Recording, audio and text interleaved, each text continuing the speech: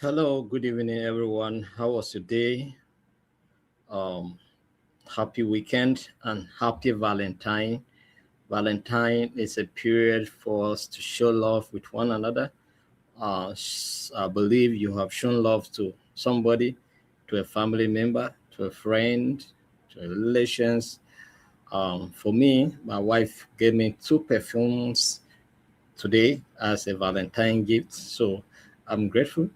All right. So in turn, I also you know get some things for children's Valentine in school. They said they should get things for them. Do you understand? So I have to just do it to celebrate Valentine's with them. And so that's how it is. So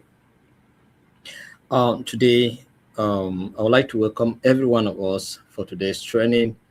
My name is Ambassador Tavuli Joshua, and happy Valentine to all of you once again. We are continuing on our free professional diploma training that has been running. And today we'll be looking at Module 3. We were through with Module 2 yesterday. Today we'll be looking at Module 3. And we'll be looking at conflict analysis and early warning system. Do you understand? This is what we're going to look at today in terms of this what the unit or the module covers, and then there are several units under it, so we're going to start exploring it today. All right, so I would like to welcome all of you for taking time to join us. Let me take time to identify those of you that have joined us early. This training is being provided by the Institute of Global Peace and Conflict Management. It's our free professional diploma training. We have been providing this training for the past 1.5 years, and we have produced about 3,000 people who have participated in several of our courses, and more are coming up. Like I said yesterday, we are working on several. I was even in the office today recording several courses. We are going to put them on our YouTube so that you can access them at your own pace. Do you understand? And then from time to time, we'll be meeting online also to, you know, have more explanation to things that you are studying online. Although it has explained, but we can still engage so that you can have opportunity to ask questions and things like that. Do you understand? So the training is being provided by the Institute of Global Peace and Conflict Management, and the objective is to empower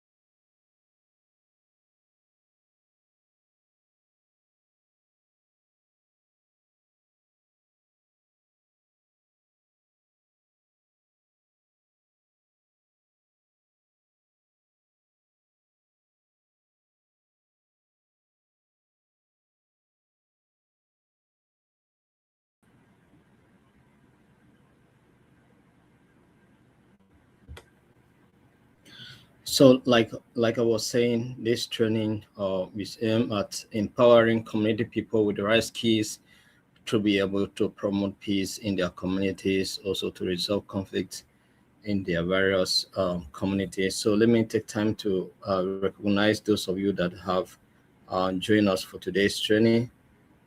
Those of you that have joined us today, I want to take time to recognize you, all right, for always taking time to be part of this training. We want to recognize you, all right. So we have the joke from South Sudan. We thank you for taking time to join. We have Bayo from Akure. Bayo, thank you for taking time to join. We have Tijani Ibrahim from Meduguri, Nigeria. Thank you for taking time to join. We have Dorothy SM from Uyo. Dorothy, thank you for taking time to join. We have Apagu Mambula from Meduguri. Thank you for taking time to join. We have Ambassador One Day Amos. Thank you from Lagos. He's a member of the Institute. Happy Valentine, Ambassador. We have Mason Moses. Thank you for joining. We have Emmanuel Mambosa from South Africa. Mambosa, thank you. Mambosa is one of our representatives in South Africa. They are still trying to see how they can, start the branch there in South Africa. We hope that it will work out soon. All right. We have Zakaria Jibril from Bauchi. We have Abiodun Adromi from Lagos. We have Ambassador Abed Gos Power from Abia State. We have Cynthia or Uzogu. Uzogu is from Imo State of Nigeria. We have Angela Rufus. We have Eden Zampara from Zambia. Thank you so much for joining. We have John Saba from South Sudan. We have Onyebuchi Israel Friday, Abuja. Thank you, Nigeria. We have Tarison Pam from Abia State. We have Reverend Amechi from Edo, Benin City. We have Dr. Kantaga from Zambia, Namibia rather. Thank you for joining. We have Emmanuel Kon Edet Akwaibom. And okay, can you hear me? You cannot hear me? Hello, you cannot hear me?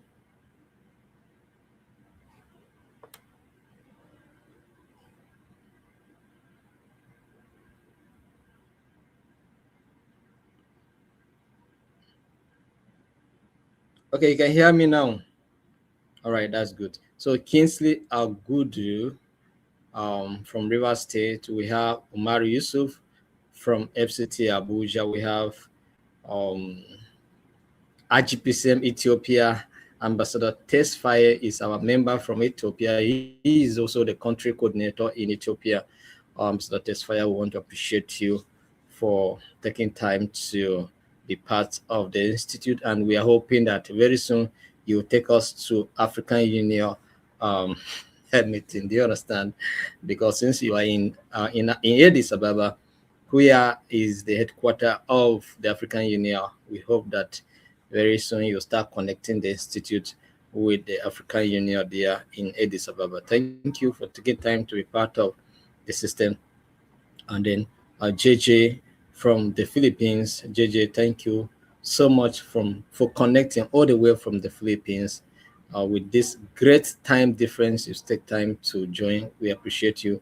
We have Commissioner Solomon from Kenya. Commissioner Solomon, thank you. I don't know the commissioner or what a commissioner means, whether it's a name or people use a title of a commissioner like a state commissioner heading a ministry, or I don't know, something of that nature. I don't know. In Nigeria, we have people who are called commissioners, who are heading ministries and agencies of government. Do you understand? And then, are you a commissioner with a African Union, or a high commissioner representing your country? Kenya, all right, thank you. So we have Maxwell Nwosu, all right. Maxwell is joining us from Lagos. And then we have James, Ambassador James Olubomi. Thank you, Ambassador. Thank you for joining. He's a member of the Institute, one of the state chapter officials in Lagos. Thank you. And then we have Oluwafemi Ayodele, distinguished fellow of the Institute. Thank you, sir, all the way from Kogi State. We have Lababutu Nasir from Abuja. Thank you. We have Mutai from Kenya.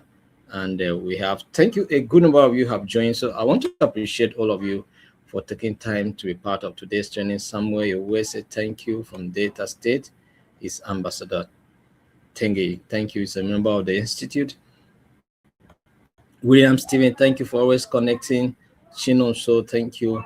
Peace practitioner from Abuja, thank you, Chinonso. We have, so thank you very much. We appreciate all of you for taking time to be part of today's training. All right. So just as the rule is, if you join, do way to share the link to several groups of online that you can share. Do you understand? Do way to share to people to see it, join. I noticed that yesterday you did not share as the previous day. Right, the previous day we were able to have up to 70 shares, but yesterday we had just about 40 shares or so. So that's not enough. We have a good number of you participating, so share it to many groups. Let them take time to also participate in the training and receive the skills you are receiving, so that we make our societies better for it. Do you understand? So that is it. So thank you very much for taking time to connect. And today is Valentine. Happy Valentine to all of you that believes in Valentine and practice it. All right. Thank you very much. I appreciate all of you. Omotayo, Kamal, thank you for joining. Bulus, Gideon, thank you. Abraham, thank you joining from Sierra Leone. We appreciate you. All right.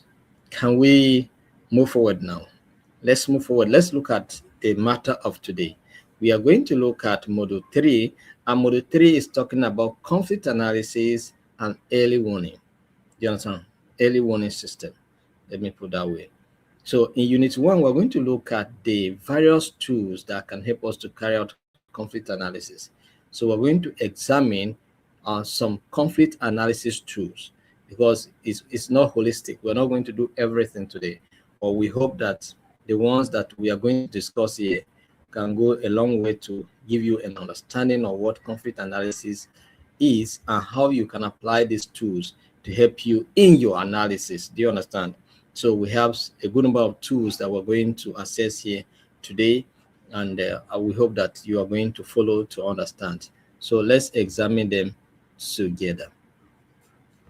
But before we do that, let's look at some of the objectives, learning objectives we have here today, or one of the objectives that we have here. We are talking about applying conflict analysis tools to understand the causes, dynamics, and possible solutions to conflict situations. All right. So this is what we are going to consider here today. All right. And we hope that at the end of the day, you should be able to apply these tools to carry out conflict situation analysis to be able to proffer solutions to those problems. All right. So let's look at it. By way of introduction, what is conflict analysis tool? Conflict analysis tools help practitioners, mediators, peace builders, and policymakers to understand why a conflict exists, why conflict started. Do you understand? The tools also help us to understand key issues and actors. All right. The analysis, the tools also help us to understand and identify key issues and actors. It also helps us to recognize warning signs of escalation. That's what the tools are going to help us to identify. Early warning signs of what? Escalation, or the signs of escalation, you recognize them easily. Then it also helps us to design effective interventions. All right, the tools help us to design what? Effective interventions in the conflict situation, rather than reacting, emotionally. Conflict analysis tool help us to promote effective, you know, and evidence-based solutions to the problems that we're trying to assess. Do you understand? So let's look at um, key concepts and tools. First and foremost, we look at what conflict analysis is all about. Conflict analysis is the systemic study of a conflict to, identify the root causes, to identify the key actors, to identify the relationships, to identify the dynamics and trends. I think we spoke about conflict analysis in this our training before, but no, I don't think it's here. So, but let's look at it. Conflict analysis is the systematic study of a conflict to identify root causes, key actors, relationships, dynamics, and trends. What that means is that conflict analysis helps us to unravel the root causes of a conflict. It helps us to examine and unravel the root causes of conflict, the dynamics, the patterns, do you understand? The actors, the relationship, the power at work. Do you understand? That's what conflict analysis helps us to identify. And some of the tools we are going to examine here are the tools that you can deploy to carry out conflict analysis. Are we getting a point now? Are you following? So, why it matters? Why conflict analysis matters? Without proper analysis, intervention may worsen the conflict instead of resolving it.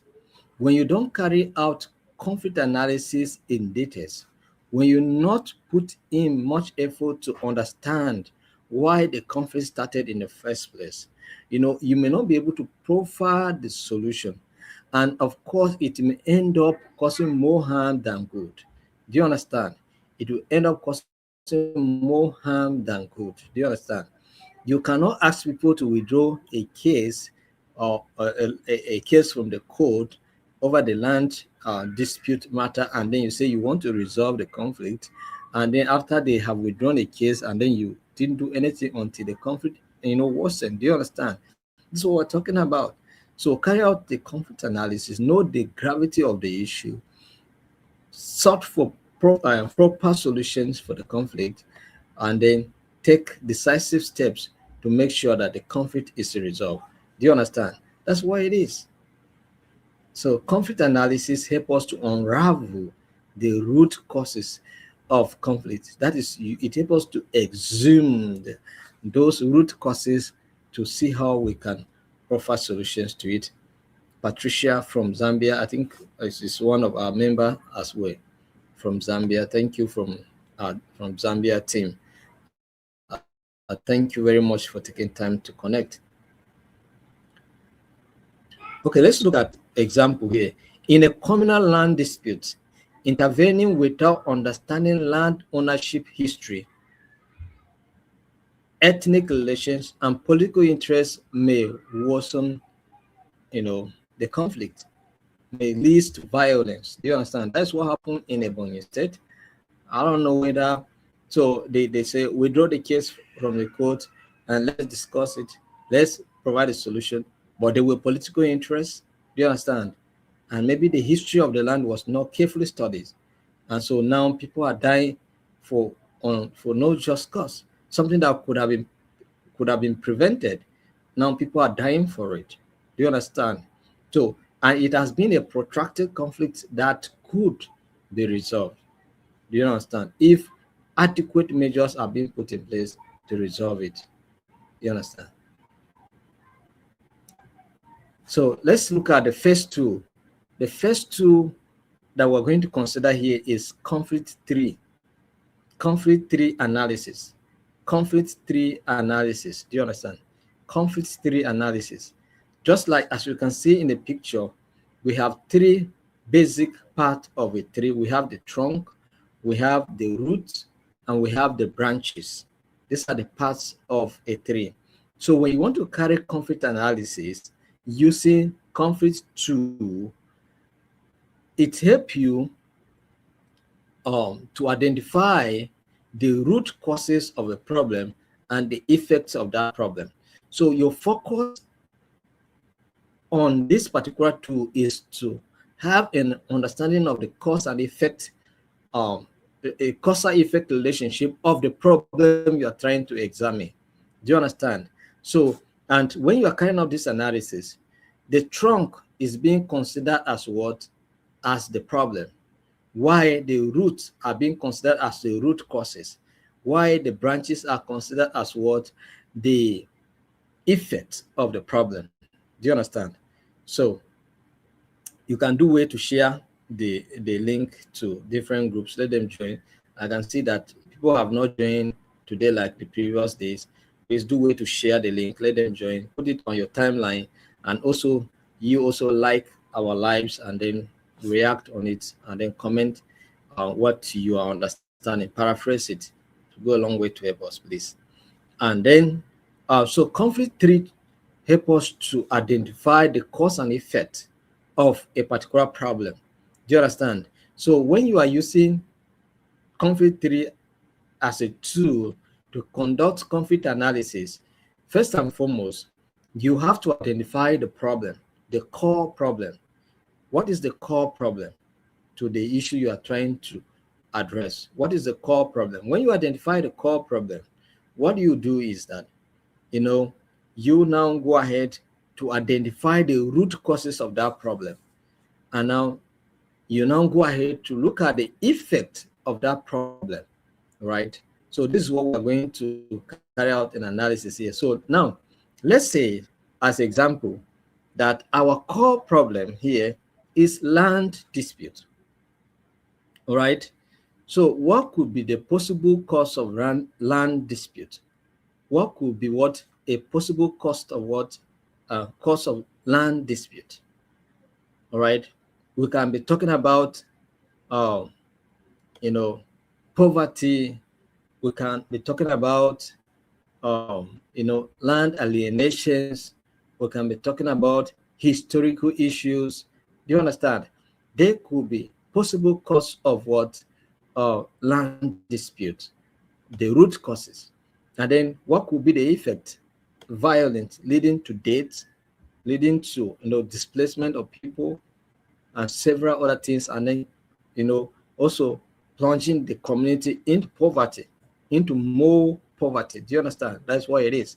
So now it could be, maybe you are interested in understanding election fraud as a core problem.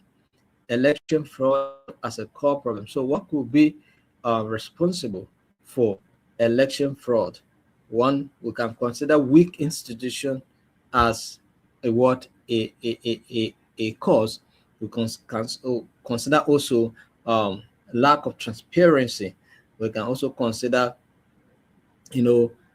lack of democratic uh, principles. We can also consider the desperation of politicians. Do you understand? The players, do you understand, can also be out of desperation. They can engage in whatever means possible to cause electoral fraud. Do you understand? So these are the things. So it may be you may be looking at resource control. Resource control could be a core problem, and what could be responsible for resource control. Do you understand? So what are the causes of resource control conflict?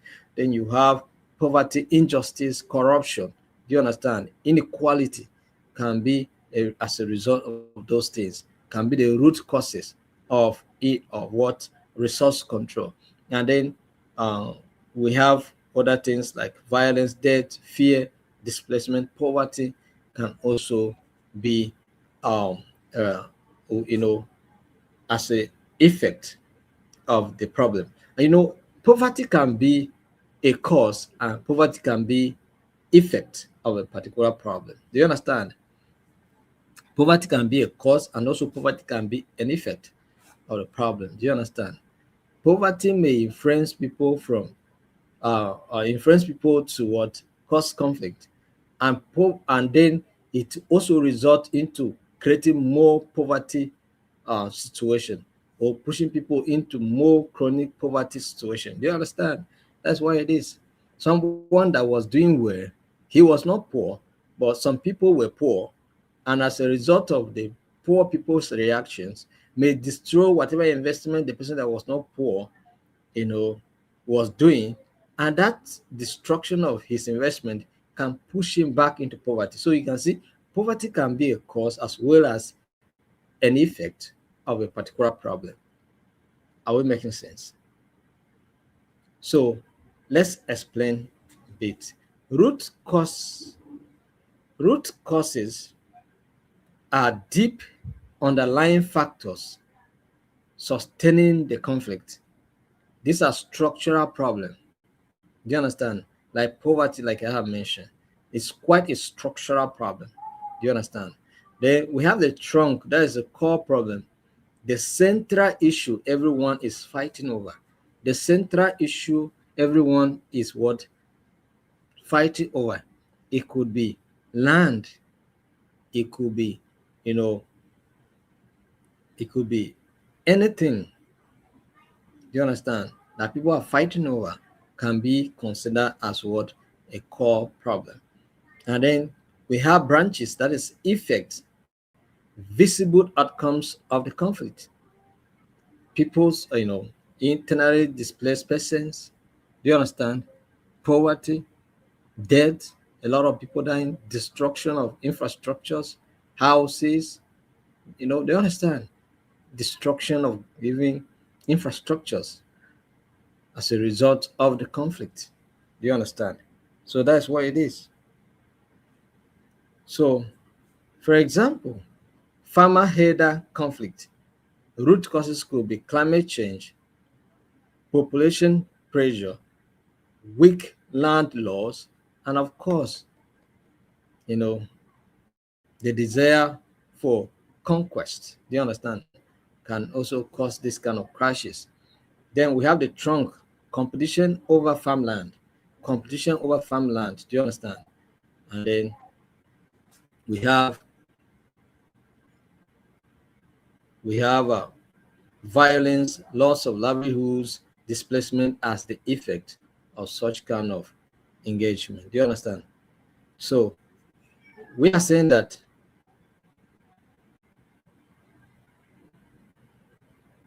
the conflict tree analysis help you to do what? Distinguish between symptoms, all right, and the real causes. It helps you to do what? Distinguish between symptoms and the real causes. All right. Some things are just symptoms of a problem, but they are not necessarily the real causes. Do you understand? So you have to identify that. So that is the conflict tree analysis. Conflict tree what analysis? It's a tool. So let's look at the ABC triangle. ABC triangle. ABC triangle is the second tool we are going to look at.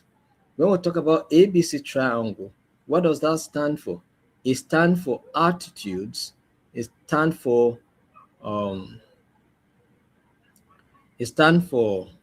behavior. It stands for context. Right. So what Janet did not arrange this in well. Now, if you want to put ABC triangle, you draw a triangle. All right. You draw a triangle, a shape of a triangle. You put A on top, you put B by the left, you put C by the right. Do you understand? That's the ABC triangle.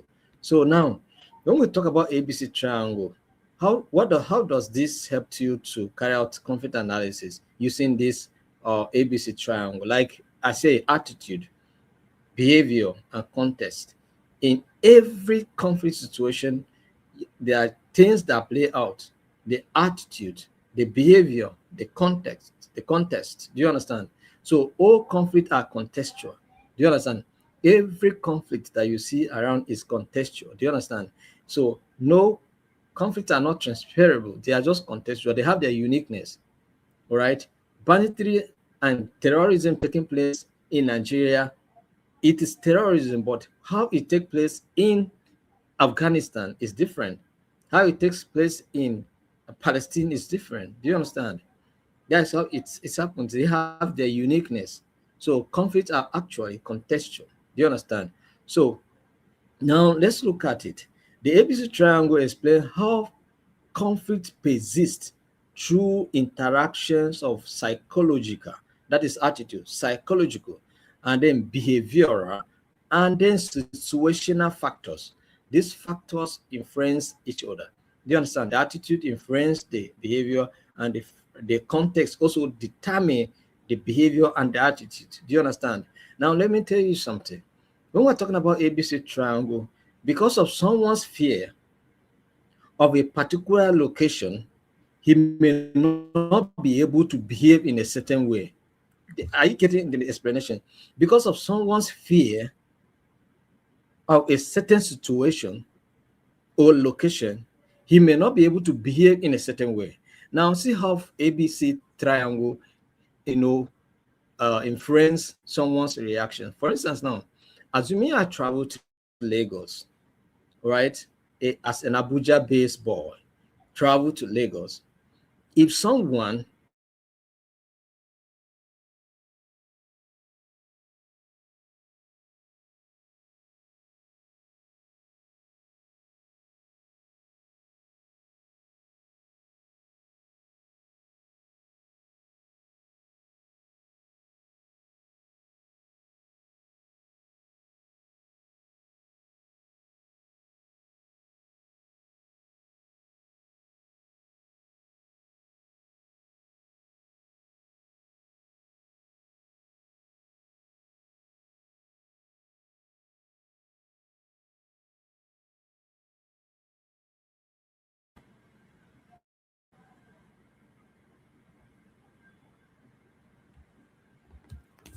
So out of fear, I may not be able to respond because I'm in a strange location. But maybe if I'm in Abuja and someone look for my trouble, I'll feel, this is my place now. Do you understand? So I will react. But in Lagos, I did not react. Why? Because of context, location,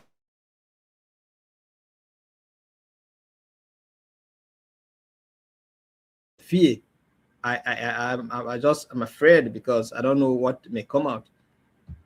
You understand? So that will determine whether I will be violent or I will be calm in my reaction, or maybe I will ignore you and go my own way. Do you understand? But it's the location that determines that my reaction. But maybe the same thing happened to me in Abuja here. I may respond differently. I may react differently. Do you understand? Because of what? The context. So context matters a lot. It determines how you respond or react to situation. Do you understand? And your fears, your hatred, the mistrust, stereotype determine or how you respond. So when we're talking about attitude, we look at things like hatred, fear, mistrust, stereotypes. Do you understand? These are attitude. And then when we talk about context, we're looking at history, politics, as economy, law. These are situations, these are conditions. These are conditions that determine how you respond to issues and then will react to issues. Then we talk about behavior. Your behavior can be a peaceful behavior, it can be a violent behavior, it can be protest, it can be threat. Do you understand? But the environment determines and influences your behavior. Do you understand? Your attitude plus the environment determine your behavior. Do you understand? That's what it is. So, for example, unfair electoral laws fueling post-election violence. Do you understand? So, the politicians have amended the electoral law. They have created a lacuna, a loophole into it, so that you know it is a flash, it's a red line, it's a flashpoint. It is an early warning that people have identified it. It is tangible enough to cause conflict, but for them, they have passed their law and they move on. Do you understand? Because they created opportunity for electoral malpractices, and this is enough reason to cause conflict. Disputed result can result into conflict. Do you understand? So, a key insight here: sustainable peace requires addressing all three elements, not just behavior. you understand? You cannot just address one, you have to address all of them. What is one's fear, and what is the situation, and what is the behavior? Do you understand? You have to understand this. So, attitude, that is feelings, perceptions, beliefs, stereotypes, often shaped by history and propaganda. Do you understand? So ethnic groups viewing each other as enemies. Once you have to perceive that the Igbos are the enemies of the Hausas or Fulanis, or the Yorubas are the enemies of the Igbos and things like that, or the Fulanis are the enemies of the thieves, or things like that, or the thieves are the problem, the enemies of Chuku. It will cause that is a feeling, that is a perception. Do you understand? And that perception is enough to cause what? Ethnic crashes. Do you understand? So behavior, action taken by parties in conflict, it includes violence, intimidation, protest, dialogue. Yeah, do you understand? Dialogue is also an action. When you are afraid for your life, you can see, go for dialogue. Do you understand? So that the problem can be solved. So protest can also be one way. Intimidation, violence. Times they use violence to exert dominance. Do you understand? So example, roadblocks, riots, hate speech are all parts of behavior. Do you understand? Then let's look at context. Context, structural and environmental conditions, political system, economic inequality, and lack of poor governance can cause what? Conflict. These are contexts, these are conditions that causes conflict. Do you understand? These kind of conditions can cause conflict. Do you understand? So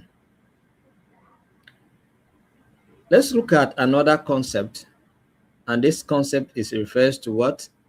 Early warning signs, early warning indicators, early warning indicators. Like I have told you, the loophole into the electoral law are the signs. These are the early signs. These are early warning signs. Do you understand? It is a red, it's a flashpoint. People are agitating already, and then nobody seems to understand. We have passed the law. We have passed the law.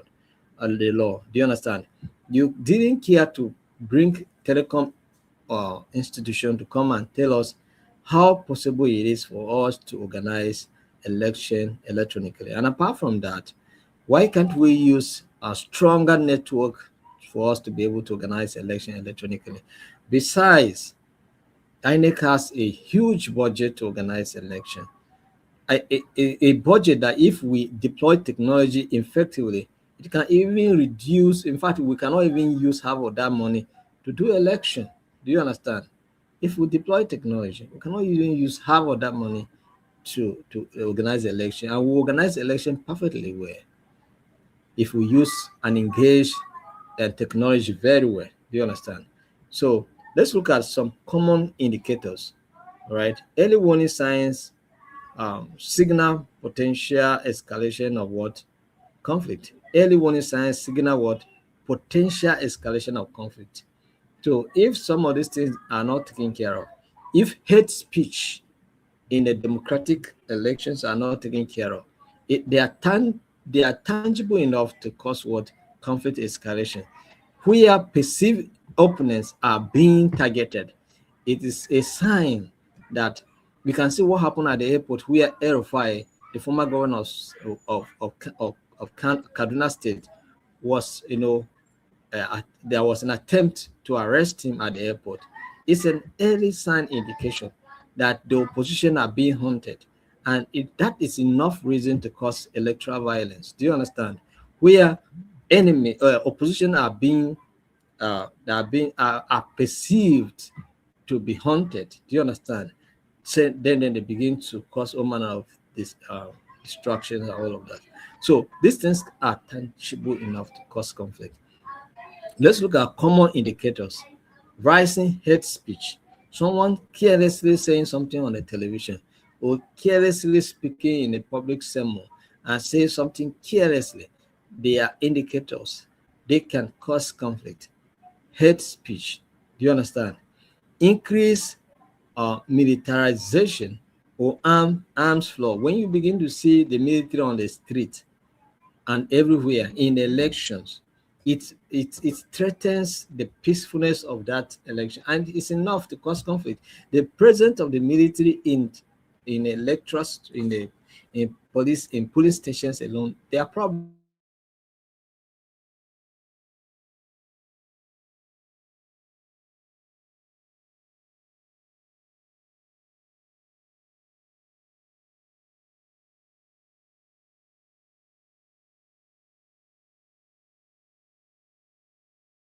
Do you understand? It's culpable of causing conflict. So that's it. So that's why you don't militarize election. That's what happened in Uganda. Do you understand? At every point they were feeling intimidated because of the presence of the military on the street and everywhere. Do you understand? Increased militarization or arms flow can cause, it's an early warning sign. Then breakdown of what dialogue, where people are not seeking for dialogue to end, to settle scores, but they are using arms, they are using violence, or they are using aggression to settle problems. Then that's a problem. Do you understand? Political exclusion, where people are not being considered, where people are being excluded. Economic shocks can also be a reason for such kind of, it's a reason, is an early indicator. Do you understand? The economic shock is an early indicator and is tangible enough to cause conflict when combined with other factors. So sudden spread of inflammatory messages on social media before elections can cause what? Conflict. So let's look at another key concept and tools. We're talking about stakeholder mapping. Stakeholder what? Mapping. I will talk about conflict mapping the other time as well. We say that you can call it conflict mapping, you can call it stakeholder mapping, but the the idea here, or the idea here is to identify conflict actors, is to identify the various interests that are involved and influence levels that are involved. Do you understand? Because in stakeholders have different stakeholders influence. Do you understand? And because, like I told you yesterday, stakeholders could be, state, it could be individuals, it could be, you know, um, agencies of government, it could be private institutions. All of these can become actors. Do you understand? And they have different level of influence. Do you understand? And their influence can go a long way to, deal with electoral issues.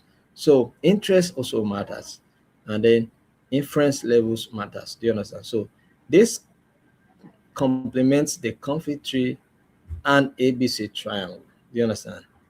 It complements what the a the ABC, the conflict tree and ABC triangle. So the stakeholders analysis complement those ones that we have discussed, because they are the ones that it's like if they are stakeholders, they are the actors.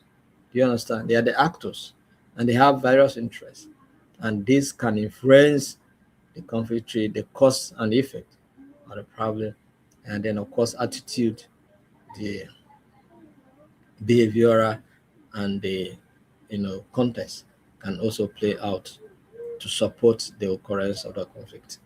So conflict mapping political parties, security agencies, traditional leaders and youth groups, you know,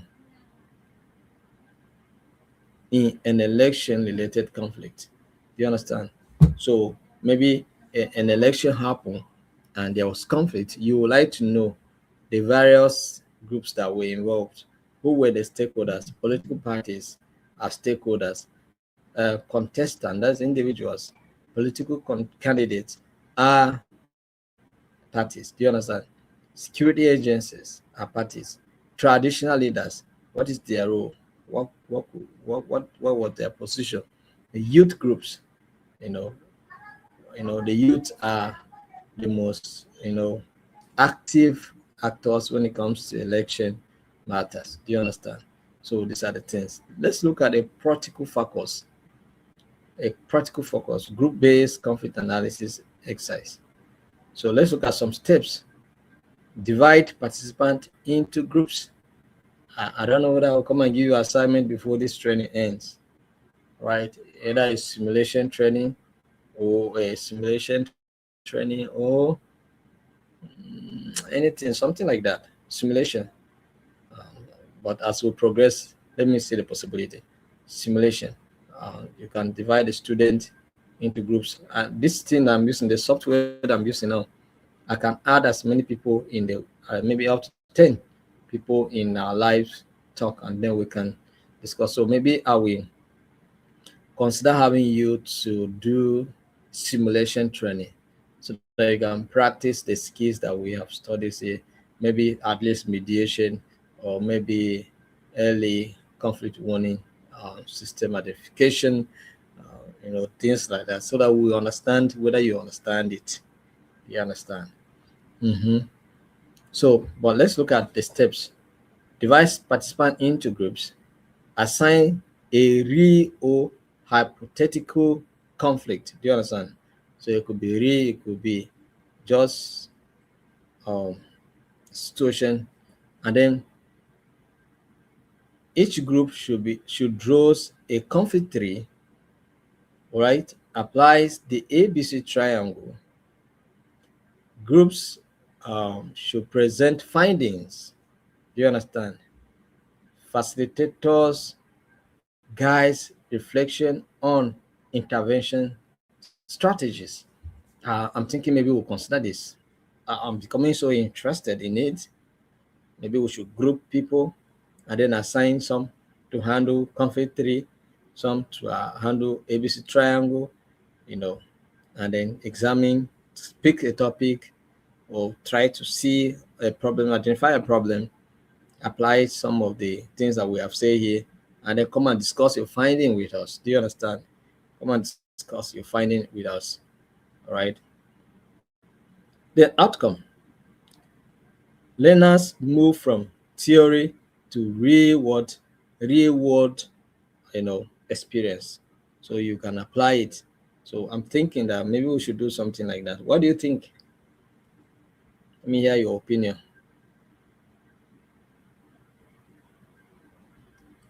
I dropped the number yesterday now. If people did not go, just copy the number. Just Susan, if you can hear me now, just I'll call the number so that you can write it, all right? Because I dropped the number yesterday, but I even still call the number. So if you are close to your phone where you can write the number, so that you can take the number now. The number is 070-3345-8730. I call it again. That's my WhatsApp number so that I can add you in the WhatsApp group. Some people that reach out to me, I have added them, right? So I'm going to call it again. 070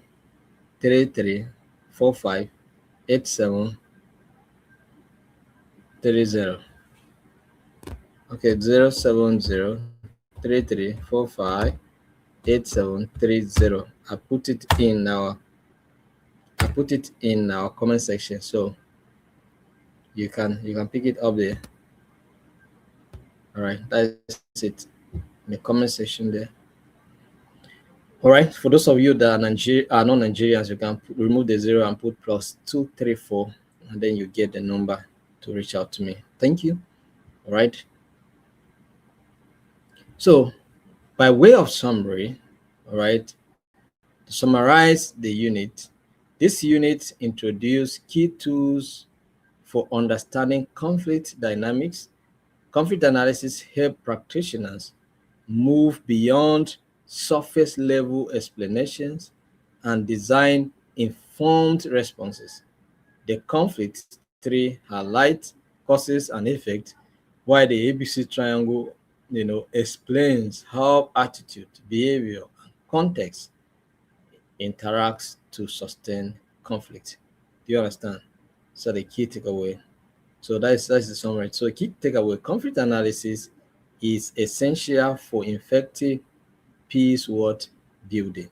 So for your peace building effort to be able to be effective, you should be able to understand how to conduct what conflict analysis. That is it. Number two is that root causes are often hidden beneath visible violence. Do you understand? So root causes are often hidden beneath what? Visible violence. So when you see a visible violence, don't focus on the violence. Check what are the root causes of the problem. Do you understand? Addressing behavior alone is insufficient. Right? So don't look at the behavior alone. The behavior is violent, protest. That is not the problem. Look at what? Look at the attitude. Look at the context. So maybe a context influenced the conflict. So find out what is the problem. So these are some of the key takeaways that we look into today. And that means that we have come to the end of our today's training. Right? So if you have any question concerning today's training, you can ask, or you have a general question that you want to ask, you can ask. But before that, like we said yesterday, you can subscribe to our YouTube membership, right? On YouTube, there, join our membership community on YouTube, so that you can have access to our videos or for some trainings that are coming up. It's going to be exclusive for those that are in those membership. Do you understand? So just check on our YouTube, and then you can subscribe, join our community membership, and then you'll be able to, have access to some certain trainings that may not be put in the public. And then again, if you have any question, you can ask. If you have anything you want to ask. I don't know whether we'll have our training tomorrow. I don't think so. Tomorrow we may not have the training. So what you do is that maybe we rebroadcast some of our previous trainings, or we can just look. You can still rewatch this one tomorrow, and then get to understand more about the trainings. Do you understand? So do way to subscribe to our YouTube, follow us on Facebook, so that you can have access to all that we are sharing. So any question, any contribution? For those of you that want to be members of the Institute, to be certified licensed members, and the process is ongoing, you can reach out to us on the WhatsApp number being provided. We can give you the information that you need to pass through to be able to become a member of the Institute. So if you want to become a member of the Institute, reach us on WhatsApp. We share some of the details with you, and then you can be part of it. Any other issues? Any question? I'm waiting to hear your questions. Mutebe from Lesotho, thank you for joining. And then Victoria, thank you. You are the company on network. Do it to try to listen to what we have taught. Will go a long way to help you. All right. Just go and connect back and refollow. Just watch again, and then you'll get to understand some of the things that we talked about. Any issue, any question? I'm waiting for your questions. I'm waiting for your contributions. You can even contribute what you understand, in the comment section. I'm looking at you. I'm looking at your comments. So if I see anyone, Ambassador Samuel Akange joining from Makwedi. Samuel Akange also has applied to become a member of the Institute. So he will be part of those that will be inducted in Abuja in May. So you want to be like Akange, try as much as possible to also apply. All right, in absence of any question, I want to say thanks to every one of you for being part of today's training. I will see you on Monday for the next round of the training. Have a wonderful night rest. All right, and happy Valentine's once again. All right, happy Valentine once again. This morning, send my own for me. No, send my own Valentine for me. No, please do way to send my own Valentine for me. All right.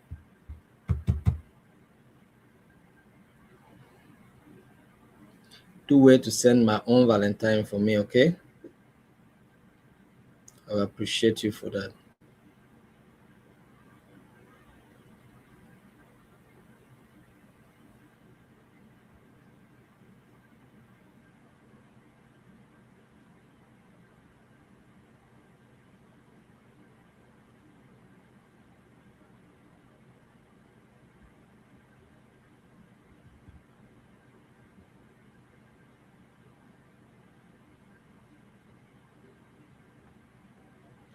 All right. Bye. See you tomorrow.